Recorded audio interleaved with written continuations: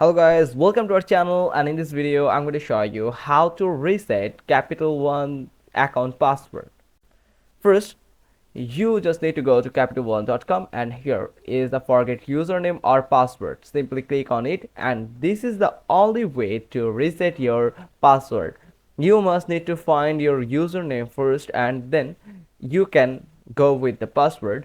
Now first they will ask you to find your username. For how you can find your username, you just need to enter your last name, then your social security number that you have registered with your account, then you have to enter the exact date of birth that are registered in your account.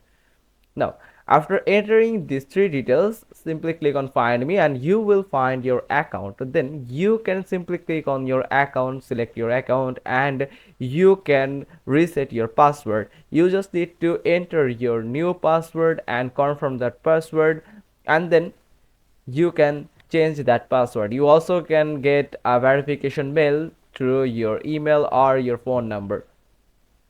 That's how you can reset your password easily from capitalone.com.